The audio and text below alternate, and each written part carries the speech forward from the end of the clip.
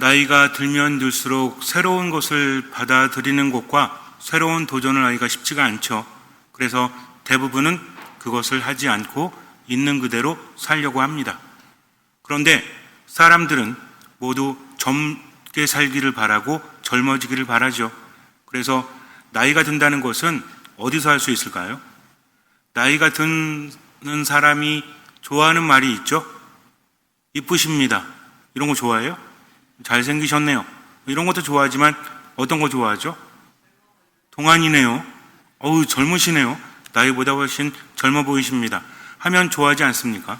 그래서 화장품 선전할 때도 피부를 젊게 만듭니다 라는 것을 넣으면 잘 팔린다고 합니다. 다른 것보다도 사람들은 젊어지고 싶은 욕망이 있다는 거죠. 왜요? 나이가 들기 때문입니다. 그런데 젊어지게 하는 방법이 여러 가지가 있는데 쉬운 방법이 있고 어려운 방법이 있어요. 사람들은 쉬운 방법을 선택하려고 합니다. 좁은 문으로 들어가려고 하지 않고 넓은 문으로 들어가려고 한다는 거죠. 예수님의 말씀을 묵상해 보면 많은 삶의 지혜를 얻을 수 있어요. 예수님은 어디로 가라고 하시죠? 좁은 문으로 가라고 하십니다. 좁은 문은 힘든 문이죠. 그러나 그 문을 들어갔을 때 더 많은 것을 얻을 수 있습니다. 하지만 사람들은 넓은 문으로 들어가려고 그래요. 넓은 문으로 들어가는 것 중에 하나가 뭐냐면 돈으로 해결하려고 하는 겁니다. 시술을 받고 좋은 화장품을 쓰고 이렇게 하려고 하는 거죠. 그런데 그것은 겉만 바꿀 수 있죠. 진짜 젊어지기 위해서는 어디를 바꿔야 돼요? 안에 있는 것을 바꿔야 됩니다. 그럼 뭘 바꿔야 될까요? 마음을 바꾸고 생각을 바꾸고 영혼을 바꿔야 된다. 이것도 맞죠. 그런데 눈에 보이는 것이 있습니다. 뇌를 바꾸면 돼요. 뇌를 어떻게 바꾸죠? 머리를 열고 좀 젊은 뇌를 사가지고 꽂으면 되나요? 그렇지 않습니다. 뇌라는 것은 가소성이 있어요. 가소성은 변할 수 있다는 거죠. 뇌 안에 신경세포들이 있습니다. 이것도 가소성이 있어요. 좀 어렵긴 하지만 두 가지를 간단하게 생각하시면 돼요. 하나는 뇌 가소성이고 하나는 신경 가소성인데, 뇌 가소성은 뭐냐면 뇌 구조와 기능이 완전히 바뀌는 겁니다. 예를 들어서 중풍에 걸려가지고 한쪽을 쓰지 못하면 뇌는 나눠져 있다는 것은 알고 있죠. 들어보셨나요? 뇌는 좌뇌가 있고 우뇌가 있다라고 하죠. 오른쪽을 지배하는 건 좌뇌죠. 그리고 왼쪽을 지배하는 것은 우뇌라고 합니다. 거꾸로 되어 있다는 거죠. 그런데 중풍에 걸리게 되면 몸을 못 쓰는 경우가 있죠. 이때는 구조적인 겁니다. 재활치료하면서 여러 가지 치료하면서 망가진 부분을 다른 부분이 그것을 대신하면서 구조가 바뀌는 거죠. 예를 들어서 마도에 보면 논이 있고 밭이 있고 길이 있죠. 그래서 그 길을 최대한 효율적으로 만들 수 있지 않습니까? 많이 밀리지는 않지만 많이 밀린다고 생각을 해보세요. 성당 앞에 삼거리가 있는데 많이 밀려. 그럼 어떻게 하면 돼요? 신호등을 만들면 되죠. 이런 게 신경 가소성입니다. 구조는 바뀌지 않았죠.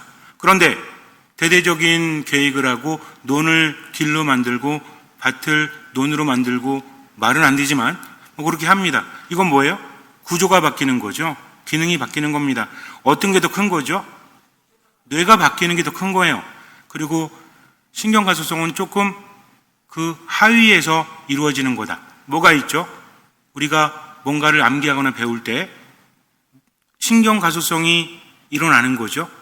좀 더 빨리 암기하고 이런 것들은 뇌 어느 부분이 담당하고 있지 않습니까? 예를 들어서 외국어 공부할 때도 뇌 일부분이 활성화가 됩니다.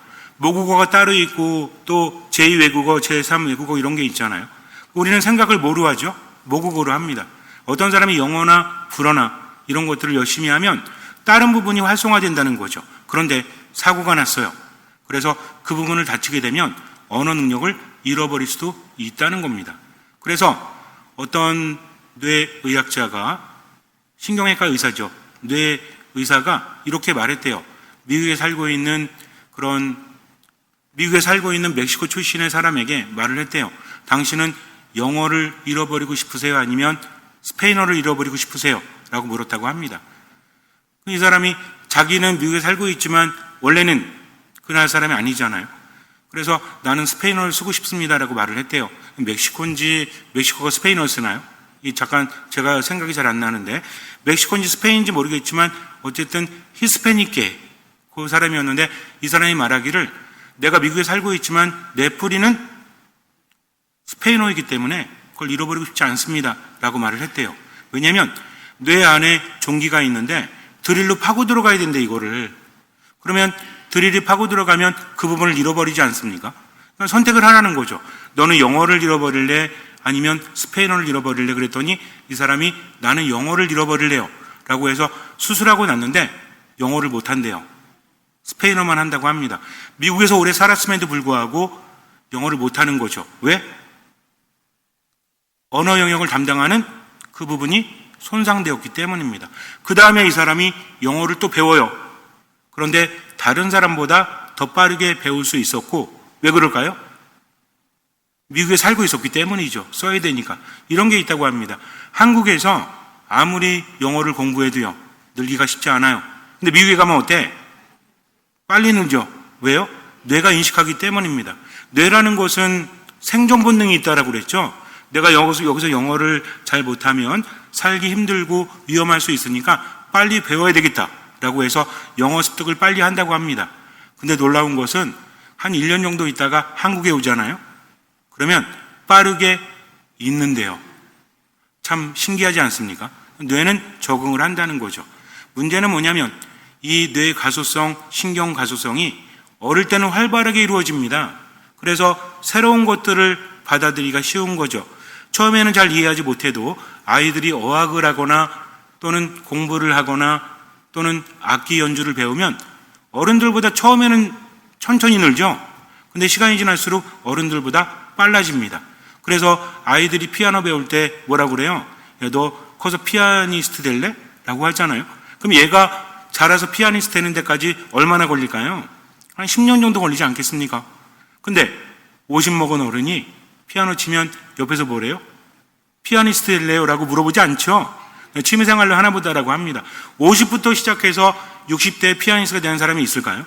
거의 없죠. 그런데 기타리스트가 있대요.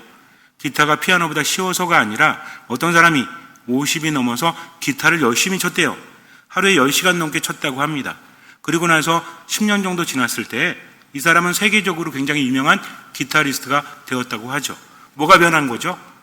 뇌 구조가 또 신경 가소성이 일어난 겁니다.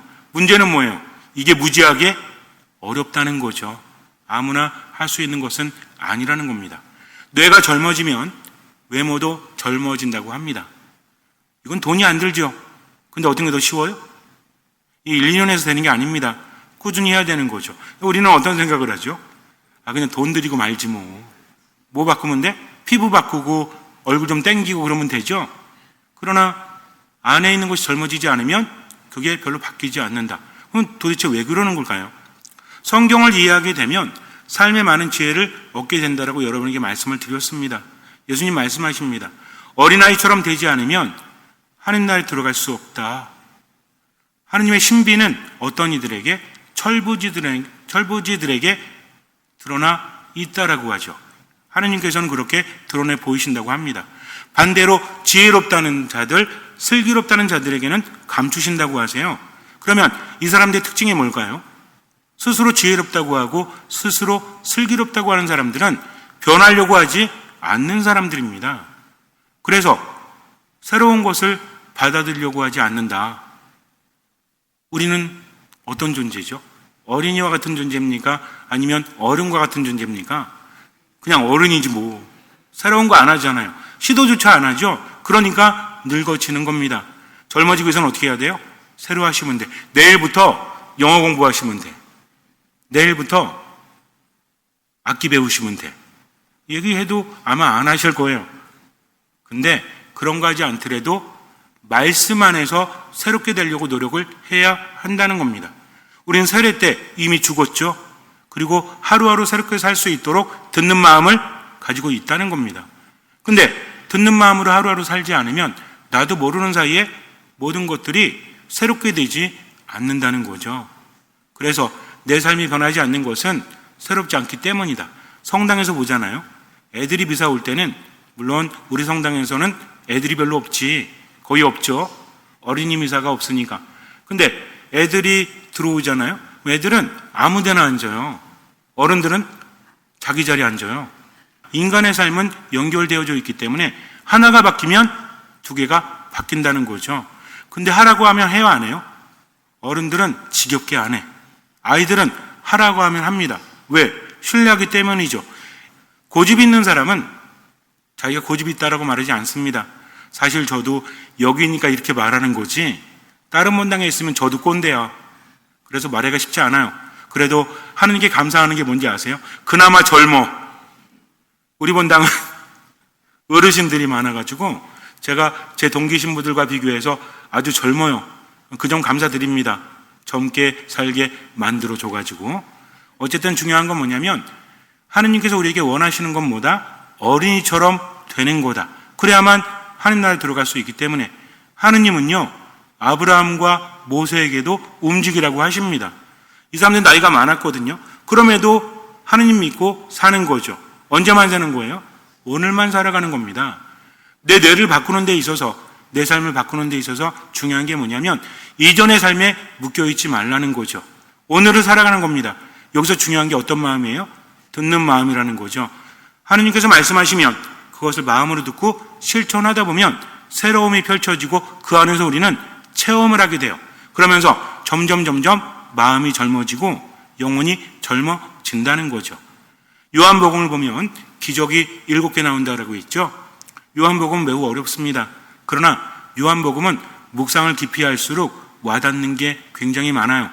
다른 복음이 많지 않다는 게 아니라 요한복음은 의도적으로 그렇게 쓰여졌기 때문입니다. 그래서 기적을 많이 우리에게 말하지 않고 표징이라고 하죠. 표징은 뭐죠?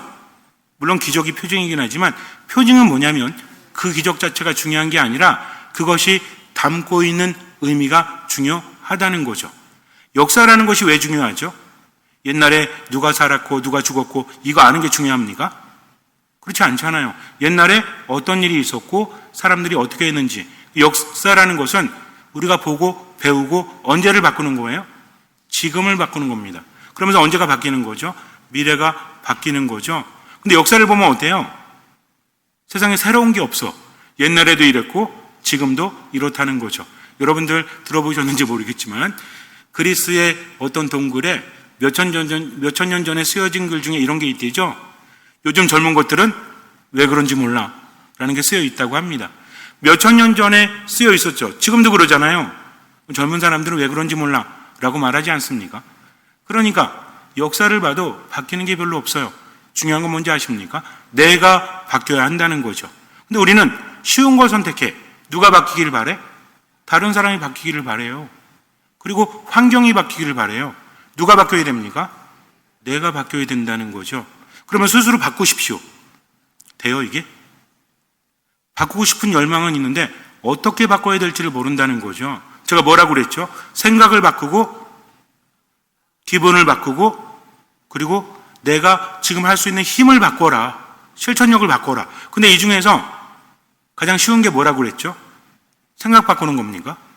기분 바꾸는 겁니까? 아니라니까. 행동을 바꾸는 겁니다. 이전과 다르게 하라는 거죠. 성당에 와서 다른 자리에 앉아보는 거예요. 어디를 갈 때도 다른 길로 한번 가보는 겁니다. 내 삶의 방향을 하나하나 조금씩 바꿔가는 거죠. 그러면 구조가 바뀌고 기능이 바뀔 수밖에 없다는 겁니다. 누구처럼? 어린이처럼. 그래서 하느님을 바라보면서 지금을 살아가는 존재. 어린이들은 스스로가 부족하다는 것을 인정하죠. 하느님의 말씀을 듣고 그대로 따릅니다. 어른들은요, 귀찮으면 안 해. 생각은 그냥 그렇게 합니다. 예, 그렇게 할게요. 말은 해. 근데 뭐가 안 바뀌어? 삶의 태도가 안 바뀐다는 거죠. 그것을 깨닫고 조금씩 바꿔가야 합니다. 요한복음을 보면 예수님께서 때가 되었을 때 준비를 하십니다. 어떤 때? 돌아가실 때가 되었어요.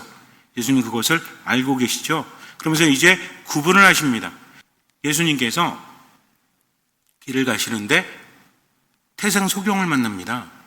그를 고쳐주십니다. 중간에 있는 사연들은 생략할게요. 길어지기 때문에. 어쨌든 그를 고쳐주시는데 진흙을 개어서 눈에 발라주세요. 그리고 실로암에 가서 씻으라고 하십니다. 근데 문제는 그날이 안식일이었어요. 유다인들은 안식일을 중요하게 여기죠. 안식일은 쉬어야 되는 거야. 왜? 하느님께서 그렇게 말씀하셨기 때문입니다. 유다인들에게서 중요한 게 몇 가지 있다고 그랬죠. 안식일 중요하죠. 또 뭐가 중요해요? 율법이 중요합니다. 또 뭐가 중요해요? 안식일, 율법, 또 예언서. 이게 중요하다는 거죠. 왜 중요하죠?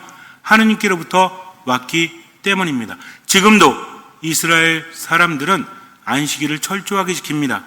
그렇게 지켜야 되는 거예요. 그래서 외국의 유명한 대학을 가보면 어느 때는요, 안식일이 아니지만 유대인들의 축제가 되면 대학이 휴강을 해. 왜? 똑똑한 사람들 중에 유대인들이 많기 때문에 이날은 아무것도 안 합니다. 그냥 휴강을 하는 거죠. 교수들이 쉬니까. 이제는 한국 사람들이 진출해가지고 그거 좀 없앴으면 좋겠는데 어쨌든 그런 바람은 있는데 그런 겁니다. 이 사람들에게 있어서 안식일, 율법, 예언은 하느님께로부터 왔기 때문이죠. 근데 중요한 건 뭡니까? 이스라엘 백성들이 중요하게 여기는 건 뭐죠? 쉐마 이스라엘, 들어라 이스라엘아. 예언서가 왜 주어졌죠? 예언자들이 왜 왔어요? 그들이 잘못하니까. 잘못할 때마다 하느님께서 예언자들을 보내서 당신 말씀을 전하셨잖아요. 크게 보세요. 그러면은 잘못할 때마다 뭐 하라고 했죠? 회개하라고 했습니다. 회개라는 건 뭐죠? 지금 잘못하기 때문에 하느님의 말씀을 듣고 새롭게 삶의 방향을 바꾸라는 거죠. 근데 아이러니하게도 이 율법과 예언이 굳어진 거야. 그거를 지키느냐, 지키지 않느냐. 그래서 백성들 중에서 좀 위에 있는 사람들이 누가 됐어요? 율법학자들, 율법을 연구하는 사람들, 또 율법을 듣고 그거를 실행하는 사람들. 이 사람들이 누구죠? 이 사람들이 바리사이예요. 바리사이란 뜻이 뭐냐면 경건한 자란 뜻입니다. 그러니까 이스라엘 백성들 안에서 율법학자하고 바리사이는 백성들의 존경을 받는 사람들, 지도층이라는 거죠. 물론 사제들도 있지만 어쨌든지 간에 근데 사람들은 어떻게 하냐면 내가 율법을 설명하고 가르치고 율법을 지키면 하느님께 집중이 되어야 되는데 율법에 매여 있는 겁니다. 이게 문제라는 거죠. 그러니 누굴 알아보지 못해요? 하느님을 알아보지 못해요. 예수님을 알아보지 못합니다. 예수님 보고서 예수님이 계속 힌트를 주시죠. 이게 표징이에요. 근데 그들은 끝까지 표징을 요구합니다. 당신이 하느님의 아들이라는 메시아라는 표징을 보여주시오. 예수님은 이제 보여줄 게 없어. 요나의 기적 밖에는. 요나의 기적이 뭐죠? 요나가 고래 뱃속에 갔다가 사흘 동안 있다가 다시 살아났죠. 내가 아무리 보여줘도 너희들은 그거를 보려고 하지 않아 라고 합니다. 여기 결정적인 또 뭔가 대표적인 사건이 태생소경을 고쳐준 겁니다. 유다인들은 그날이 안식일이었다. 여기 주목하는 거죠. 한번 생각해 보세요. 태생소경을 고쳤다는 것과 안식일에 고쳐줬다는 것 중에서 어떤 게 더 큰 사건이죠? 안식일에 고쳐줬다는 것. 그래도 태생소경을 고칠 수 있나요? 우리 한의사 선생님 태생소경 고칠 수 있어요? 못 고치잖아요. 누구도 못 고쳐 이거는. 그렇지 않습니까? 근데 그들은 어디 주목한 거예요? 아니 하고 많은 날이 있는데 왜 안식일에 고쳐? 어떤 게 더 큰 거죠? 눈을 뜨게 한 게 더 큰데 그들은 거기 집착을 합니다. 왜 그런 걸까요? 예수님이 마음에 들지 않기 때문이죠. 그분이 기적을 아무리 일으켜도 그들은 받아들일 마음이 없는 겁니다. 근데 보세요. 누가 진짜 소경이에요? 눈을 뜬 사람이 소경이에요? 아니면 볼 수 있는 사람이 소경이에요? 그들이 어떻게 하냐면 이미 예수님을 적대시하고 예수님을 죽이려고 작정을 했습니다. 그래서 그 사람을 불러요. 야, 너 누가 고쳐줬어? 너 어떻게 고쳤어? 이 사람이 설명을 합니다. 그럼 또 물어. 뭔 얘기야 이거? 예수님의 행위의 잘못을 찾아내려고 계속 묻는 겁니다. 이 사람이 말을 해도 마음에 들지 않으니까 부모를 불러요. 그래서 부모에게 묻습니다. 야, 네 아들 맞아? 얘 원래 태생소경 맞아? 어떻게 고쳤어? 라고 하니까 이 부모는 이미 눈치를 챘지. 왜? 유다인들이 어떤 작정을 했냐면 예수님을 따르는 사람들, 메시아로 고백하는 사람들은 모두 회당에서 쫓아내기로 작정을 했다는 거죠.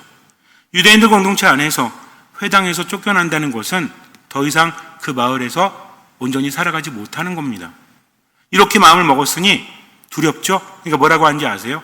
아니 얘가 애도 아니고 다 컸는데 왜 우리한테 물으십니까? 직접 물으세요.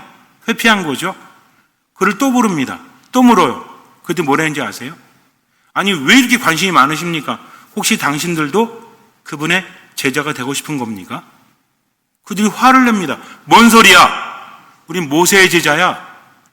근데 왜 자꾸 물으십니까? 제가 벌써 몇 번이나 얘기했거든요. 생각해 보십시오. 태어날 때부터 소경인 사람을 누가 고칠 수 있습니까? 그분은 고치셨습니다. 저는 그분이 죄인인지 뭔지 모릅니다. 그러나 그분이 제 눈을 고치셨다는 것은 확실하고 제가 태어날 때부터 소경이었다는 것도 확실합니다. 라고 말합니다. 유대인들은 그를 내쫓아요. 어디에서? 회당에서. 그가 돌아다니다가 예수님을 만나요. 얼마나 반가워요? 자기는 쫓겨났지만 한번 생각해 보세요. 그의 부모는 공동체에서 쫓겨난 것을 두려워하죠. 이 사람은 어때요? 두려울 게 뭐 있어? 그렇지 않습니까? 어차피 태어날 때부터 나는 소경이었거든요. 소경이란 건 뭡니까? 태어날 때부터? 이건 죄인이야. 근데 그분이 나를 고쳐주셨잖아요. 쫓겨나는 게 뭐 대수로워요? 볼 수 있는데? 자유로운 겁니다. 예수님 딱 만나가지고 대화를 하다가 너는 사람의 아들을 믿느냐? 그분이 누구십니까? 알려주십시오. 제가 믿겠습니다. 네가 보고 있는 사람이 바로 그 사람이다. 그가 예수님 앞에 엎드려서 경배를 합니다. 왜?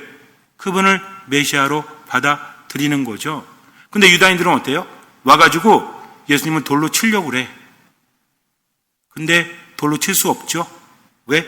아직 그분의 때가 되지 않았기 때문입니다. 예수님은요, 사람들에 의해서 죽임을 당한 것이 아닙니다. 본인이 선택을 하신 거죠. 하지만 사람들은 착각을 해요. 자기들이 죽인 걸로. 그러다가 예수님께서는 이제 피신하십니다. 그들이 죽이지 못해요. 왜? 때가 되지 않았기 때문입니다. 세례자 요한이 세례를 주는 그런 요르단강 쪽에 와서 예수님께서 계시는데 그때 어떤 사람이 와서 예수님께 알립니다. 당신이 사랑하던 사람이 죽게 되었습니다. 와서 좀 살려주십시오. 그가 라자로예요. 마르타가 사람을 보낸 거죠. 마르타하고 라자로하고 마리아는 남매죠. 예수님을 가끔 자기 집에 모셨죠. 이들은 돈이 많았을까요? 적었을까요?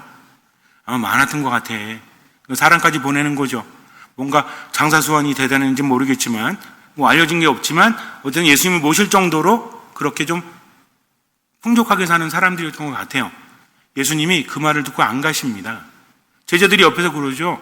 아니 예수님 사랑하는 사람이잖아요. 아프니까 가서 고쳐주시죠. 아니야. 하나님의 영광이 그를 통해서 드러날 거야 하면서 이틀을 더 머무십니다. 그 사이에 죽어요. 예수님께서 이제 때가 됐다 가자라고 합니다. 갔더니 죽은 지 나흘 때가 돼요. 나흘이나 지났어요. 보통 우리가 3일장 정도 하죠. 왜요? 이게 전 세계적으로 좀 공통적인 것 같아. 사흘 안에는 살아날 가능성이 있기 때문입니다. 나흘이 지나면 이제는 죽은 거죠. 그래서 어디에 모시죠? 무덤에 모십니다. 그럼 어떻게 됩니까? 냄새가 나기 시작하죠. 썩기 시작한다는 거예요. 뭔 얘기야? 이미 죽었다는 거지.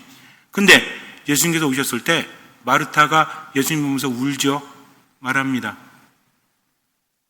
주님께서 계셨더라면 제 오빠가 죽지 않았을 것입니다. 그랬더니 예수님 말씀하시죠. 내 오빠는 다시 살아날 것이다. 마르타가 말합니다. 마지막 날 부활 때 오빠도 다시 살아가려는 것을 알고 있습니다. 그때 예수님께서 아주 중요한 말씀하십니다. 나는 부활이요 생명이다. 나를 믿는 사람은 죽더라도 살고 또 살아서 나를 믿는 모든 사람은 영원히 죽지 않을 것이다. 뭔 얘기입니까? 예수님은 죽은 사람도 살리시는 분이다. 그분을 믿는다면 설령 몸이 죽는다고 할지라도 영혼은 죽지 않는다는 거죠. 누구 때문에? 예수님 때문입니다. 우리 그리스도교 신앙, 가톨릭 신앙에서 가장 중요한 게 뭔지 아십니까? 나에게는 불가능하지만 하나님께는 모든 것이 가능하다. 그러니 그분을 믿고 그분 안에 머문다. 어떤 마음으로? 듣는 마음으로. 그분이 모든 걸 해주십니다. 문제는 뭐예요? 어린이처럼 되지 않으니까. 하나님을 안다고 하면서 오히려 하느님을 알아보지 못하고 죽이려고 하고 있으니까, 그러니까 뭐 하라는 겁니까? 회개하라는 겁니다. 회개라는 말은 알잖아요. 그러면 누구처럼 살면 돼? 어린이처럼 살면 돼요. 제가 하나의 예시로 여러분에게 설명을 해드리는 겁니다. 나중에 어디 가가지고 회개가 뭐냐고 그랬더니 손 들고 어린이가 되는 거요 라고 말하면 돼요, 안 돼요? 괜찮아요. 설명할 수 있으면 되지. 어린이는 뭡니까? 굳어있지 않고 하느님의 말씀을 듣고 그것을 따르는 것이 바로 어린이처럼 살아간다는 거죠. 근데 마르타도 예수님을 믿긴 했지만 그분이 죽으니마저 살린다는 것은 믿지 못했던 거죠. 그래서 말하는 겁니다. 당신이 계셨더라면 제 오빠가 죽지 않았을 것입니다. 근데 이제는 죽었습니다. 근데 예수님께서 네 오빠는 살아날 거다. 물론 저도 알고 있습니다. 마지막 날에 살아난다는 것을. 그러나 지금은 죽지 않았습니까? 예수님 말씀하십니다. 너는 이것을 믿느냐? 나를 믿는 사람은 죽지 않는다. 마르타가 대답하죠. 예, 주님. 저는 주님께서 이 세상에 오시고 되어 있는 메시아시며 하느님의 아드님이심을 믿습니다. 말은 하지만 아직도 체험이 없는 거죠. 그래서 예수님께서는 라자르가 묻힌 무덤으로 가십니다. 거기 마리아가 있어요. 마르타는 예수님 마중하러 나왔고요. 마리아는 사람들과 함께 거기서 슬퍼하고 있었죠. 마리아가 예수님 보면서 뭐라고 하는지 아세요? 언니랑 똑같은 말에 뭐라고 합니까? 당신께서 계셨더라면, 주님께서 계셨더라면 제 오빠는 죽지 않았을 것입니다. 예수님 대답하지 않으십니다. 그리고 눈물을 흘리시죠. 왜 그런 걸까요? 이거 왔더니 너무 늦어가지고 못 살릴 것 같아.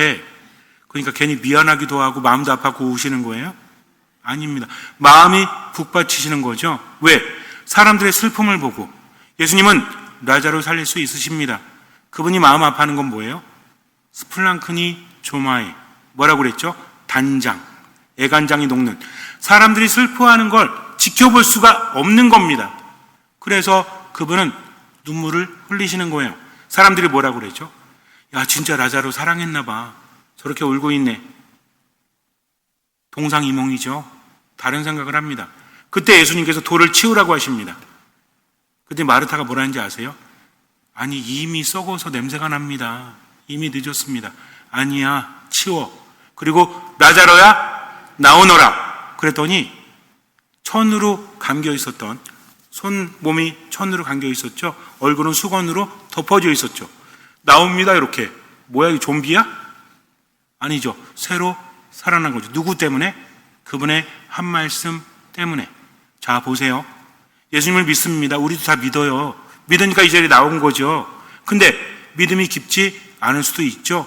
어디까지는 믿는데 어디까지는 안 믿습니다. 여러분 어떻게 생각하세요? 내가 나이가 많은데 변화될 수 있다고 믿으십니까? 내 삶이 우울하고 분노가 가득하고 무력한데 생기가 넘쳐 흐를 것이라고 여러분들은 믿으십니까? 아니, 믿는다 안 믿는다 대답을 하세요. 믿으십니까? 그럼 어떻게 해야 돼요? 예, 믿습니다. 예수 천국, 불신 지옥? 그렇게 말한다고 믿는 건가요? 믿으면 어떻게 해야 돼? 맡겨야죠. 그리고 행동해야죠. 그래야만 기적이 일어날 수 있기 때문입니다. 믿음이라는 것은 입으로만 하는 게 아니에요. 내 삶으로 그렇게 하는 겁니다. 누구의 뜻대로? 하나님의 뜻대로. 야, 너는 60년을 70년을 우울하게 살았지? 이제 나 믿고 활기 있게 살아. 그러니까 움직여야 되겠다 하면서 누구의 뜻대로? 하나님의 뜻대로. 무엇을? 몸을, 또 정신을, 마음을. 몸이 좀 아파요. 그럼 어떻게 하면 돼? 아유, 뭐 이러다 죽겠지 라고 하는 게 아니라 치료받고 그 다음에 운동하고 하나님의 뜻대로 오늘만 살아가는 거죠. 내 삶이 별로 기쁘지 않고 내 삶이 좀 뭔가 우울하고 화가 난다고 할지라도 내가 먼저 변화되어야 되겠다. 주님, 저를 바꿔주십시오 하면서 뭐부터 바꾸는 거예요? 말부터 바꾸세요. 아유, 죽겠어. 힘들어. 저 인간 짜증나. 이게 나오면 돼요, 안 돼요? 괜찮다니까? 나오는 건 그때 의식하고 어떻게 하는 거예요? 뭘 긋는 겁니까? 성호를 긋고 주님, 당신의 뜻대로 하느님 감사합니다. 제가 지금 기쁘게 살겠습니다. 주님의 뜻대로 베풀면서 살겠습니다. 하면서 움직이는 거죠. 그럴 때 하느님께서 나를 통해서 기적을 행하시지 않습니까? 누가 먼저 변화돼요? 내가 변화된 거죠. 이미 살아난 겁니다. 이전에 내 삶은 죽음이었다면 이제는 감사하는 삶, 이제는 기쁜 삶, 이제는 평화가 넘치는 삶이 되는 거죠. 누구 때문에? 예수님 때문입니다. 그렇기 때문에 내 능력이 부족하고 때로는 보잘것없어도 우리는 하느님이신 예수님만을 바라보면서 어떤 마음으로? 듣는 마음으로. 예수님 바라본다는 게 뭐예요? 그분의 말씀을 듣고 그 말씀을 살아가는 거죠. 얼마만큼? 할 수 있는 만큼, 또 얼마만큼? 보이는 만큼. 이게 요한복음에서 우리에게 말하는 겁니다. 표징이 뭐다? 예수님이 계시기 때문에 5,000명도 먹이고 예수님께서 계시기 때문에 라자로가 살아난다는 거죠. 예수님께서 계시기 때문에 카나에서 물이 술이 되는 겁니다. 요한복음 20장을 보면 예수님께서 부활하셨을 때 토마 사도는 믿지 못해요. 내 눈으로 그분의 손과 옆구리의 못자국을 직접 보고 내 손을 넣어보지 않고는 믿지 못하겠소. 그때 예수님께서 나타나시죠. 토마 사도에게 말합니다. 자, 내 손과 옆구리를 보고 네 손가락을 넣어보아라. 그리고 믿어라. 그랬더니 토마 사도가 넣어봐요? 넣지 않습니다. 저의 주님, 저의 하느님 하면서 무릎을 꿇는 거죠. 우리에게도 말씀하십니다. 너는 보고서야 믿느냐? 보지 않고도 믿는 사람은 행복하다. 네 삶이 망쳐졌어도 나를 믿고 지금만 살아라. 그러니까 우리는 그분을 믿고 지금 어떻게 하는 거예요? 새롭게 살아가는 겁니다. 주님의 뜻대로. 내일부터 피아노 안 배워도, 언어 안 배워도 뭘 바꾸면 돼요? 말을 바꾸고 생각을 바꾸고 또 느낌을 바꾸고 행동을 바꾸면 되죠. 얼마만큼? 할 수 있는 만큼. 또 얼마만큼? 보이는 만큼. 그러니까 우리는 하느님 때문에 내 삶을 바꾸죠. 어떻게 바꿔요? 세 가지 태도 있다고 그랬죠. 데살로니가 1서. 우리는 하느님께서 바라시는 대로 예수 그리스도 안에 살아가면서 생각과 느낌, 기분과 또 내 행동을 바꾸는 거죠. 그러니까 어떻게 살아요? 그러니까 제가 맨날 묻는 거 있잖아요. 이건 제발 좀 대답해 주세요. 세 가지 태도. 언제나 기뻐합니다. 끊임없이 기도합니다. 모든 것에 감사합니다.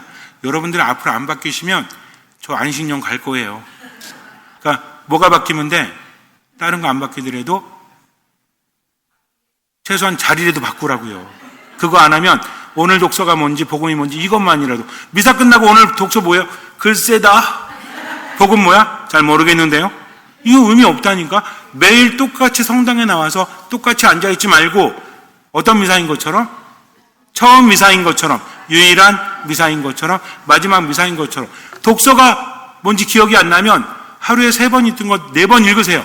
언제까지? 기억날 때까지. 그럼 똑똑해집니다. 왜? 하나님께서 우리를 그렇게 만드셨기 때문이죠. 근데 나이 들어가지고 이거 읽어 그냥 그냥 대충 살래 그냥. 이런 뭐가 없는 거예요? 믿음이 없는 거고 어린아이처럼 되지 않는다. 아셨죠? 잠시 눈을 감으세요. 요한이 전한 거룩한 복음입니다.